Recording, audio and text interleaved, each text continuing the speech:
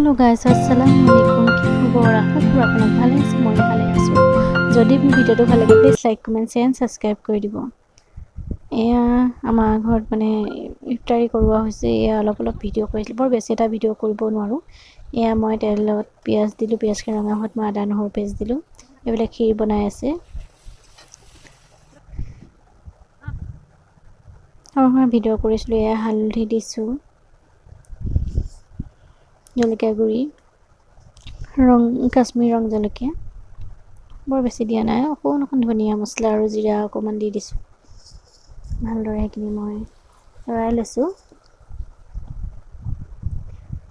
আজিকালি মই এইখিনি কাবলি বুট আৰু ক'লা বুট যিখিনি মিক্স কৰি পেলাই ভাজিছোঁ একেলগে কৰি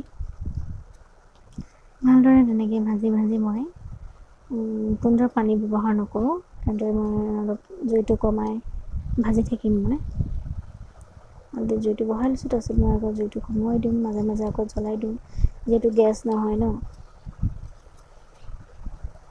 জুইটো বাঢ়িও যায় কমিও যায়। আৰু দুৱাৰ্গাম বস্তুত জুইত বনালেহে বেছি ভাল লাগে, সেইকাৰণে আমি প্ৰায় জুইতে বনাওঁ। আৰু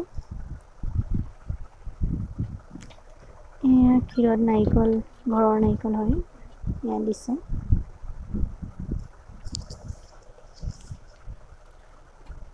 ভালদৰে এইখিনি ঘুটনি মই এনেকৈ মাৰি দিছে। আমাৰ ঘৰত ক্ষীৰটো চাউলটো পূৰা মিহি ভাঙি দিয়ে, ভাতটো মানে ভাত হিচাপে নাথাকে। আৰু ইয়াত মই পকৰীখিনি জলকীয়া গুড়ি অকণ দি আদা নহৰু দিছোঁ, লৰাই আছোঁ। নৰসিংহ পাত, দাইল, বেচন অকণমান দিছোঁ, নাই দিয়া, দাইলৰে পকৰী হয়। এয়া মই ৰিফাইন তেল দিলোঁ কেৰাহীত। এইফালে মায়ে কোৰমা কৰিছে পোলাওৰ কাৰণে মাংস। মই পকৰি বনাইছোঁ। সেইবিলাক খুৰীয়ে বাদাম গুচাই আছে ক্ষীৰত দিবৰ কাৰণে। মই মিক্সিত মাৰি দিম যিহেতু বাদামখিনি। এয়া মই পকৰি অলপকৈ বনাই গৈ আছোঁ। এয়া মাংসখিনি কোৰমা কৰি আছে।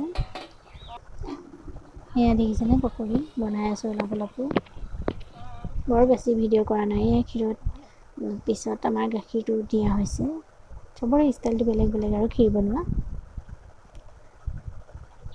এয়া বাদামখিনি মই পিচি ৰেডি কৰি দিলোঁ। এয়া ড্ৰাই ফ্ৰুটছো দিয়া হ'ব। এয়া 50 মিনিট দিয়া হৈছে।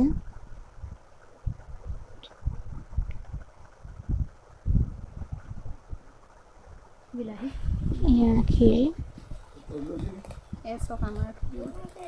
আমাৰ ক্ষীৰ ন, যিহেতু ক্ষীৰ তেনেকুৱা অৱস্থাই হ'ব লাগিব।